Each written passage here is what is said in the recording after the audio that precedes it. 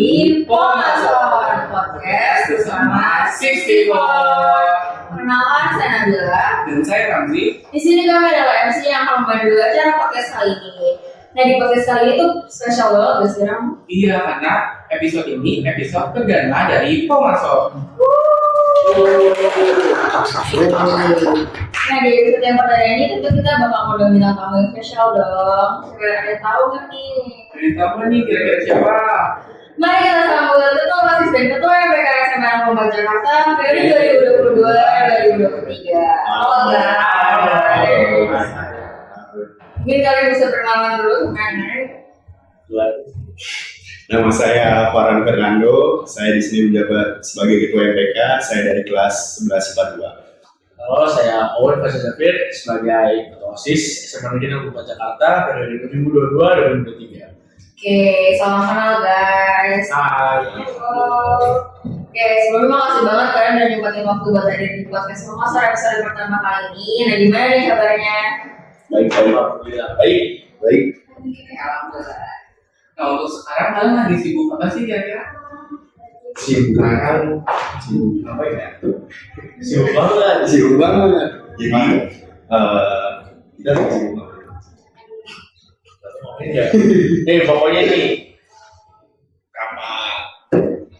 rapat tuh, terus kita ngikutin rapat event. Dan sekarang apalagi nih BPH lagi sibuk untuk merancang MPLS, koordinasi sama DKO.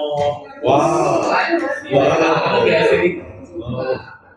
Ya kan kalian udah organisasi, udah tahu dong pasti bakal sibuk. Kalian punya nggak sih motivasi yang bikin kalian tertarik buat join organisasi?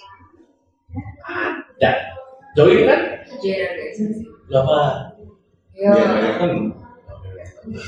Kalau saya sih, ya pertama banyak temen ya, nambah relasi. Terus setelah nambah relasi juga pengen belajar kepemimpinan. Dan alhamdulillahnya nggak tahu kenapa di tahun 2023 ini saya bisa menjadi ketua pengurus OSIS. Di sini, sombong banget. Iya. Oke, bagus banget motivasinya. Nah, ngomong-ngomong untuk sekarang, untuk kalian ngikutin organisasi itu mulai dari kapan sih? Dari 2021 ya. Gue dari SMP sih Nah, kalau dari kapan sih dari kelas berapa? dari kelas 7. Oke, kalau gue nggak ikut dari SMP. Cuman kenapa gue bisa join organisasi itu karena pas PPDB kemarin nilai gue udah segini. Terus gue kayak apa ya? Kan ada sistem yang kita boleh hitung gitu. Nah ternyata itu yang paling dijamin itu persenannya dari organisasi sama lomba-lomba di luar. Sedangkan SMP gue tuh benar-benar nggak ada join organisasi, ikut basket pun kadang-kadang doang. Nah karena nggak ikut organisasi, makanya di SMA gue mau ikut organisasi. Bukan masa apa sih? Jadi mau balas dendam gitu. Ya gitulah. Langsung ya jadi balas. Iya itu kayak nggak terima gitu kenyataan dulu. Soalnya jadi ketua OSIS. Ya alhamdulillah. Nah, ada nggak sih perubahan yang terjadi sama kalian setelah jalan organisasi? Kayak lebih sibuk kah? Atau lebih sering di sekolah? Kita jadi guru di sekolah kan? Lebih sering di sekolah dan lebih capek. Ya terus sekali. Walaupun kira ngapain tapi lebih capek. Tapi tiap hari di sekolah itu udah sampai sore. Walaupun nggak ada kegiatan OSIS pun kita sampai sore gitu. Kita tiba-tiba datang dulu, tiba-tiba ada apa gitu. Jadi betul. Datang pagi-pagi buat nyiapin kebiasaan. Pulang paling akhir juga. Sampai sekolah udah tutup. Berjam kan ya? Diusir lagi. Nah diusir itu lagi rapat tiba-tiba di jam 5 pulang. Siap dulu. Kalau dengar ini. Nah, selanjutnya kan di organisasi kan itu pasti ada kayak perbedaan dari satu orang ke orang lainnya. Nah, kalau kalian sendiri ngerasain itu gimana sih? Perbedaan dari perbedaan dua pihak gitu maksudnya. Jadi kalau dua pihak itu mungkin kita tampung dulu dua-duanya. Nanti mungkin kedepannya kita bakal kayak saring mana yang lebih baik dan mana yang lebih buruk. Jadi kita ambil jalan tengahnya, jangan memihak satu pihak sama. Pokoknya jangan egois aja sih kalau misalnya ada dua pihak gitu. Ya kan paling kita kalau misalkan emang lagi ada perbedaan kayak gitu, berbeda pendapat, pasti kita kan dari sistem voting atau gimana nih, mana pendapat yang menurut kalian lebih benar atau mungkin lebih banyak dipikirin yang mana yang lebih oke gitu. Jadi semena-mena langsung pihak ini. Jadi musyawarahin ya buat tahu jawabannya atau yang terbaik buat kedepannya mau gimana. Betul. Nah, selain itu kan kalian udah hampir 2 periode kan kalau misalnya di SMA, kan juga kan udah di kelas 7 ya namanya. Nah, ada nggak sih pengalaman yang bikin seneng ataupun bikin sedih gitu selama kalian di organisasi kayak apalah, inilah, senangnya apa gitu? Kalau bikin seru sih sampai sekarang yang banyak sih yang mungkin ketemu dengan kalau sekarang ketemu dengan di kelas, terus kita bisa ngajarin hal-hal baik kepada di kelas, terus juga kayak bisa sharing-sharing cerita kita di kelas. Mungkin senang itu lebih ke ketemu sama orang baru sih. Terus kalau sedihnya sih ada ya, sedihnya mungkin kayak kadang lagi ngerasa capek banget di organisasi, terus kayak saat kayak kenapa kamu nggak diterima, mungkin kan pasti ada rasa sedih sedikit, tapi kan kita harus lapang dada karena kita udah ngeluarin pendapat kan nggak ada yang salah, jadi ya harus lapang dada, nggak boleh egois gitu kayak marah-marah tentang pendapat yang diterima jadi terus ke personal masing-masing. Seneng juga kan, apalagi kalau kita lagi ada event, terus eventnya alhamdulillah lancar sampai selesai, itu kan kayak ada rasa senang gitu, kayak tidak ya dia berhasil gitu, nggak ada yang kecewa atau gimana, nggak ada yang katakan gitu, kayak rasa senang sendiri lah kita yang membuat, kita yang jalanin berhasil juga gitu. Sedih, sebenarnya kalau misalnya dari saya sedih ya sebenarnya lumayan capek sih. Jadi yang benar-benar pulang sekolah itu kadang-kadang bahkan nggak ada waktu istirahat cuma bentar doang, lanjut apa, bikin apa, terus tidur malam, pagi harus bangun, sekolah lagi. Jadi harus diulang-ulang sih. Gitu aja gitu. Ya kadang-kadang juga sebenarnya dari organisasi pun pasti ada rasa jenuh, apalagi udah dua periode atau kalau udah lama di organisasi ini pasti ada rasa jenuh lah. Tapi kita harus cepat mengatasi rasa jenuh itu biar kita tuh gak jadi mas-masan, karena kalau lama-lama kita stay di sana itu kejenuhan itu pasti bikin kayak aku mas-masan atau kayak tugasnya jadi harus kerjain gitu. Nah rasa jenuh ini itu kan bisa bikin sedih karena kayak kok begini aja gitu, kayak sama gitu dari begini terus, makanya kita harus bikin perubahan biar jadi kebanggaan tersendiri ya buat diri sendiri. Kan katanya rasa jenuh terus juga capek kan setiap kali kita pakai sebenarnya tuh terus aja diulang kayak rapat dan lain sebagainya. Nah dari kalian sendiri ada nggak sih tips and trik buat kalian ngebagi waktu supaya apa yang antara tugas sekolah dan organisasi itu tetap balance dan misalnya. Kalau dari saya sih ya manajemen aja sih, atau skala prioritas kalian harus milih mana yang lebih butuh kalian. Jadi kayak misalnya di organisasi lagi ada penggantian nih, kalian bisa bagi waktu ke tugas sekolah, kayak misalnya dari tugas dulu atau enggak kayak mungkin ada remedial masih belum kerja, nah kalian bisa izin. Jadi kalian berusaha cari di mana paling butuh kalian. Ya, jadi kalau dari saya juga sebenarnya belum sama. Yang penting itu time management sama ada skala prioritas.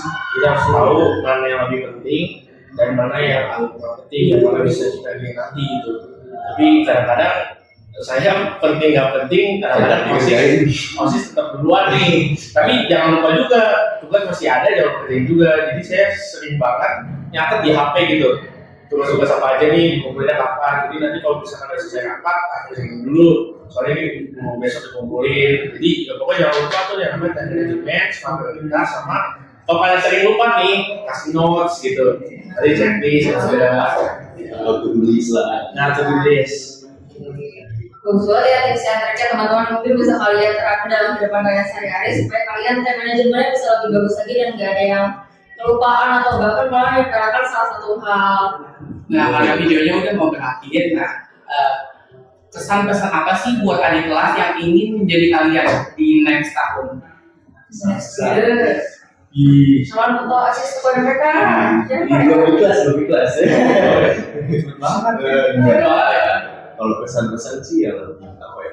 mungkin buat sekarang tuh lebih berani ngomong aja, terus berani nyari relasi, berani ngerangkul anak kelasnya. Mungkin kan kita masih kurang rangkul mungkin ya bagi kayak kita masih kurang kayak kurang codingnya, masih kurang kadang-kadang masih cuek. Tapi pesan-pesan buat nanti yang bakal jadi kita, saran saya kayak lebih ngerangkul, terus lebih kayak pengertian ke adik kelasnya, terus kayak lebih apa ya, lebih mengayomi, terus juga jangan cuek-cuek, terus juga jangan main sekal-sekalan, terus juga yang adik kelas juga jangan takut gitu loh ke kita juga nggak bakal gigit atau enggak, kita nggak bakal kita bakal pukulin berapa enggak. Kalian kalau mau ngobrol sama kita, yang penting dari saya sih, selama kamu sopan ke saya juga sopan ke kamu gitu. Jadi ya timbal balik gitu. Kalau misalnya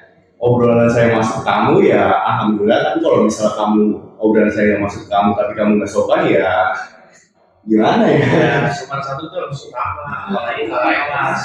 Itu tuh harus benar-benar pokoknya paling penting, karena kalau misalkan mereka aja nggak sopan sama kita nggak itu jadi kayak enak. Ini bukan kita gila hormat atau gimana, tapi kan yang dipandang itu kan attitude ya. Jadi mungkin lebih mengedepankan itu attitude ya, kakak kelas. Apalagi kalau misalnya sama kita aja mereka nggak sopan, gimana sama orang lain gitu, kita takutnya kayak gitu. Jadi apalagi kita di organisasi ini, kita bisa ngebikin atau membuat karakter orang-orang itu jadi lebih terbuka, atau mungkin mereka mengeksplor diri mereka, mana yang bisa jadi passion mereka, yang juga belum ke unlock dari dulu gitu. Jadi di organisasi ini pun banyak manfaatnya. Ya kalau misalkan mau jadi ini atau jadi gitu, itu sebenarnya bukan hal yang susah. Sebenarnya nggak susah untuk dapetin itu, tapi jalaninnya yang susah. Karena ya beda banget ya. Di tengah-tengah itu pasti ada problem kontra, kayak misalkan ada yang setuju kamu jadi ketua, terus ada yang nggak suka sama kamu jadi ketua, atau nggak kayak banyak deh pokoknya. Nanti kalau kamu kayak dapat cacian atau makian itu ya cuekin aja, kan kamu yang jadi ketua bukan mereka, tapi itu dimasukin ke saran, bukan dimasukin ke hati. Jadi biar kamu tuh lebih baik di kedepannya gitu. Jangan dimasukin ke hati, jadi kayak nanti dibocorin kayak misalnya ketuanya leha-leha, terus kamu langsung kayak emosi, wah emang saya leha-leha ya, maksudnya apa nih cari, nah langsung didebatin, itu salah. Nah itu benar-benar salah tingkah gitu. Kalau misalnya kayak gitu, itu benar-benar salah yang nggak boleh ada di setiap diri seorang ketua gitu. Karena ya walaupun ada kayak gitu, berarti itu jadi bahan pembelajaran, dan mungkin kayak emang pandangan orang ke kita kayak gitu. Tapi kalau misalnya kayak gitu, kita balasnya tuh dengan yang baik gitu. Kita harus kinerja kita makin baik daripada sebelumnya. Dan juga kalau misalnya menjadi ketua, kalau saran dari saya, aktif lah ya, jangan cuek-cuek banget, aktif. Terus jangan lupa punya inovasi yang lebih bagus daripada sekarang, punya terobosan baru lah, biar bikin OSIS MPK ini bisa lebih, ya nggak monoton, bisa lebih bagus, dan juga bisa lebih dilihat sama orang luar gitu. Karena ya kalau bisa sih nanti next pengurusan kalian bikin di eksternal. Kami soalnya di PDD kami tidak mungkin bisa, karena lain hal ya, mungkin jangan COVID juga jadi belum terlaksanakan. Tapi kan sekarang udah nggak ada COVID, jadi diusahakan biar terlaksana. Masa transisi ini sebenarnya memang udah agak lama, tapi kita ngambil jalan atau ngambil waktunya tuh masih kurang gitu. Kayak kita kalau bisa mengambil sekarang atau kemarin kayak masih ada kurang tepat, kita ngambil buat di eksternal. Jadi kami harap di next pengurusan bisa bikin di eksternal. Oke, nah dengerin ya buat siapapun OSIS MPK yang mempunyai niat untuk jadi ketua OSIS atau ketua MPK, kalau dengerin pesan atau saran dari mereka dan diterapkan ketika nanti kalau misal kalian emang beneran jadi next ketua OSIS dan juga ketua MPK, supaya kalian lebih bisa membawa perubahan yang bagus lagi buat OSIS MPK 4 ke depannya, dan juga bisa bikin 4 lebih terkenal di luar, jadi banyak yang ngalir ke 4 gitu. Betul. Tapi jangan lupa ya, setiap orang itu bisa jadi ketua. Tapi emang mereka punya cara yang masing-masing, gimana cara dia bisa dipandang orang baik dan dilirik orang sebagai ketua yang benar gitu. Jadi cobalah untuk menjadi diri yang lebih baik, menjadi emang karakter kalian kayak gitu. Dan kalau misalkan kurang ada karakter ketua atau kepemimpinan, harus masukin di diri kalian. Terus dilatih. Dan jangan sombong. Betul. Kamu sombong, kamu abis, ngerti? Kalau ingat ya teman-teman. Pokoknya jangan sombong. Mau apa-apa pun itu kayak di atas langit masih ada langit gitu loh. Dan jangan menyamaratakan orang lain. Kayak misalnya kamu lebih tinggi jabatan di luar, tapi ya di sekolah ya Kalian siswa-siswi. siswa-siswi gitu. Tapi pokoknya saran saya lagi, pokoknya kalau di kelas itu kalian jangan bawa-bawa jabatan dan jangan bawa-bawa prestasi kalian, karena itu gak berguna guys di kelas. Kalian tuh murid biasa, Iya, betul. kalian tuh makan nasi. Karena di kelas dulu kalian kan siswa-siswi yang diajari oleh guru, jadi kan itu sama gitu, nggak ada jabatannya. Pokoknya nanti kalau misalnya ada yang nyeleneh kayak saya ketua MPK atau saya ketua OSIS, saya bebas ngapain aja gitu kan, nggak salah banget. Apalagi Apalagi kalian begitu. apalagi nanti kita lebih kayak jatuhnya terpandang di sekolah, kalian buat kesalahan sedikit pun malunya sampai angkatan bawah. Benar. Kalau harus diingat-ingat juga kan, jadi kayak kesalahan turun-temurun berasa sendiri. Gitu. Pokoknya jangan sombong dan jangan membawa jabatanmu. Nah, Nah, oke, sampai di situ aja obrolan kita pada episode perdana Mas ini. sebelumnya terima kasih banyak buat kawan-kawan atas waktunya. makasih ya. Iya, betul. Juga buat teman-teman jangan lupa pantengin Instagram pemasaran selanjutnya. Sampai ketemu kembali. Bye bye.